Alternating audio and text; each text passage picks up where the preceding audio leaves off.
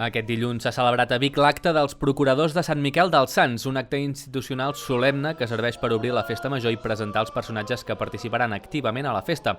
Entre d'altres, es va conèixer qui serà el portador del penó de Sant Miquel, que enguany serà Miquel Arimany i Màlic. És un orgull portar el penó de la ciutat perquè aquest símbol representa la gent, la història, valors i esperances compartides. La ciutat ens dona espais per créixer, per trobar-nos i per viure. Ens acull, ens educa i ens inspira.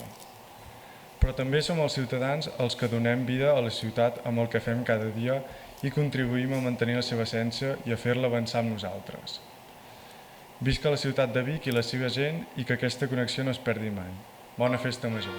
Durant l'acte presidit pels macers de la ciutat es van presentar també les noves músiques de la festa major que s'han enregistrat i adaptat perquè les puguin tocar diverses formacions musicals. Vic és una ciutat que sempre sabem que històricament hi havia la banda municipal i que l'escola de música de fet neix d'allà i que de fet la banda de l'escola de música recentment s'ha tornat a vincular amb el seguici i per tant és important que la banda sigui un element que cada vegada més s'involucri en l'acompanyament als gegants i amb la festa major.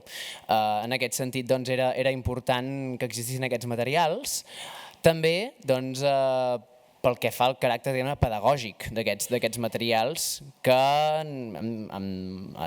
m'ajuden a introduir el segon tipus d'arranjaments, que és un arranjament que en diem per flex band, que vol dir que és per 5 veus. 5 veus que poden ser qualsevol instruments imaginables, qualsevol formació possible, amb l'objectiu que efectivament tothom qui vulgui que remeni algun instrument, així una mica en petit format, amb 5 instruments, pugui tocar, si vol, per exemple, la dansa biguetana de l'espígol, que és una cosa preciosa. L'artesana de la pell, Sandra Quílez, va ser l'encarregada de llegir el vers de l'espígol, un vers emotiu i amb una forta referència a les arrels argentines de la seva protagonista.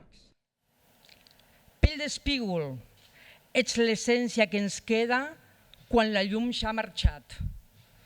I jo, amb el cor dividit i l'esperit inquiet, camino amb la veu dels meus i l'eco dels vostres dies. Mai dubtaria a tornar-se aquí, país de tradicions, ciutat de 3 colors. Soc pont entre 2 terres, ni d'aquí ni d'allà del tot, però sencera en la meva escletxa. Que arrelar no és oblidar, sinó florir 2 vegades. L'acte també va servir per homenatjar el Xato Anguera, que va morir a principis d'aquest any, i també a Conxita Alemany, que durant molts anys va confeccionar les robes i fer els abillaments de les diverses figures de la imatgeria festiva de la ciutat.